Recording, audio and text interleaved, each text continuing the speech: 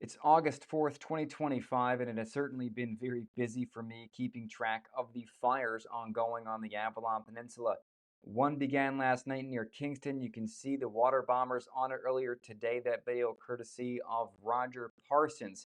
Another fire started today near Butterpot Provincial Park, and parts of Holyrood currently under evacuation orders.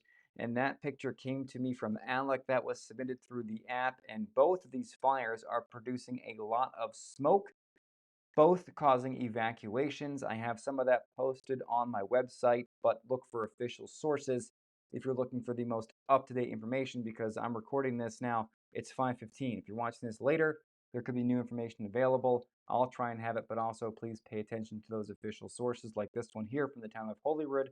And that was posted earlier where parts of the town are under mandatory evacuations from that fire. That happened very, very quickly. Also, the towns of Small Point, Adams Cove, Black Cat, Broad Cove, and Kingston are currently under evacuation orders due to the wildfire there. And so again, check with the province, check with your town for all those latest evacuation orders. Satellite imagery showing the smoke from both fires very nicely. Nicely, maybe not the right word, but very clearly this afternoon. And you can see the fire is the fire near Kingston is burning. The fire near Kingston. The fire near Kingston is burning right there, and the fire near Holyrood is burning right here.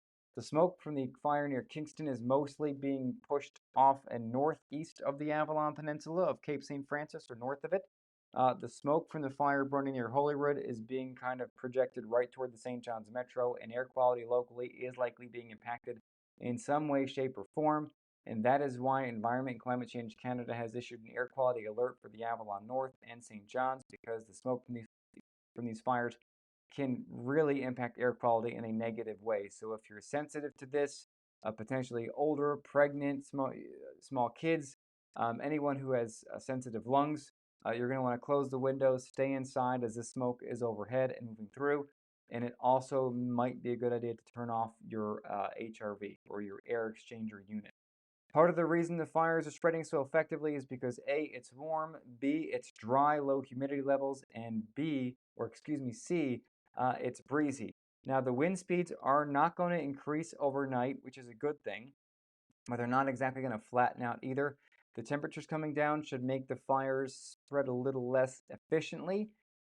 Tomorrow, the winds swing around a little bit, which may play around with the smoke, but it will push some of these fires back into areas they've already burned. So hopefully, crews can start to get a handle on them tomorrow, if not sooner. My fingers are crossed there. Unfortunately, we look at the 7 days for the next 7 days across the province, and we can see lots of areas into the upper 20s and 30s as a heat dome is going to build overhead. So the fire danger, which is in the high to extreme category for a lot of areas, isn't going anywhere anytime soon. In fact, I see more areas becoming high to extreme, which is certainly not what we want to see. So it's very important you heed local fire bans, and perhaps another provincial fire ban is either here or coming down the pike.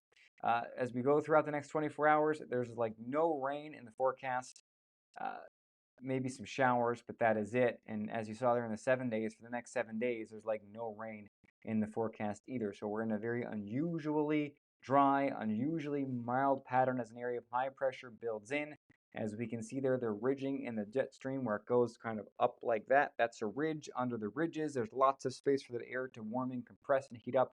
And that's what we are going to see as we close in on the end of the week. Get your 7 day in the sheer weather app. Temperatures tonight, teens, tomorrow back to the 20s, and Labrador, teens in single digits overnight, tomorrow back to the teens in the 20s.